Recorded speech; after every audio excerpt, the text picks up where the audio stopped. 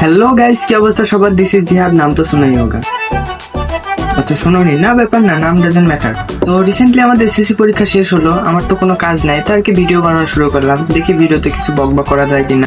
তো এসএসসি পরীক্ষার যদি কথা বলি তাহলে বাংলা সমাজে একটু চাপ হয়ে যাবে, তাও কোনো রকমের টেনশনে পাস করব। আর অন্য সাবজেক্টে তো আমার কোনো চিন্তাই নেই, অন্য সাবজেক্টে ফেল। না ভাই, মজা করলাম, সিরিয়াসলি নিও না। আচ্ছা পড়াশোনার টপিক বাদ, অন্য টপিকে আসি। বর্তমান সময় এত পরিমাণে গরম, কি আর বলবো। সূর্য মামা এত পরিমাণে রেগে আছে, না তো সূর্য মামার গালি দিছি, না তো সূর্য মামার ভিতরে পটা নিয়ে গেছি, আর না তো সূর্য মামার বইয়ের দিকে সাকিব খানের নজরে তাকাইছি। তারপরও কেন এত গরম, এটা জানতে চাই পুরো সমাজ, পুরো দেশবাসী, পুরো সূর্য জগৎবাসী, পুরো সৌরজগৎবাসী। কেন এত গরম? চলো কিছু টিকটক ভিডিও দেখা যাক।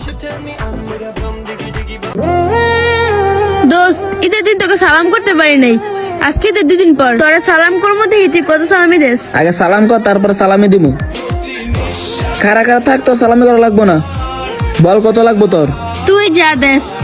এই নে ধর। কি ভাই, সালামি দিচ্ছে? ভাই আমি তো মনে করছি সালামি দিবে না। গাইস চলেন তো দেখি এখানে কত টাকা আছে। আচ্ছা ভালো।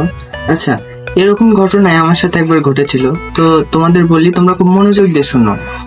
তো কোনো এক ঈদের দিন বিকালবেলা আমার সাথে একটা বন্ধুর দেখা হয়েছিল।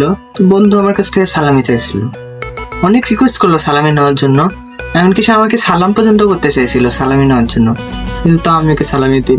অনেক ফানি বিষয় না?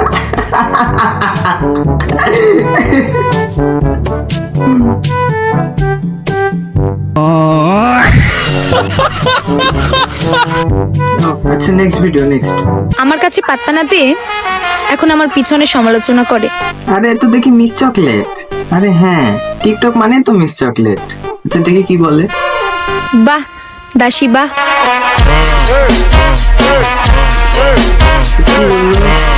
আমার কাছে পাত্তা না পেয়ে এখন আমার পিছনে সমালোচনা করে।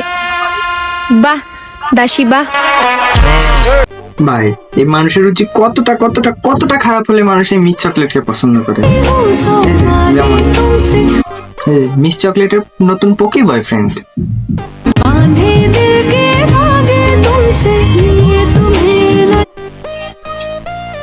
ভাই ওই যেমনে তাকা আছে ভাই, শিওর এই ক্যামেরা অন না থাকলে আগাম।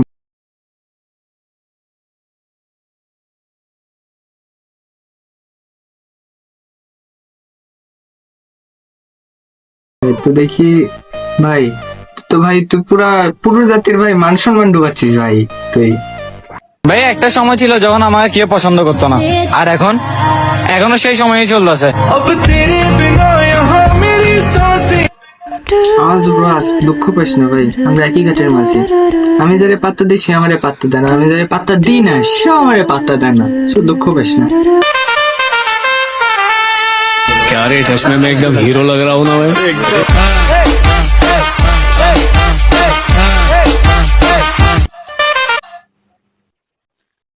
বোকা চোদা।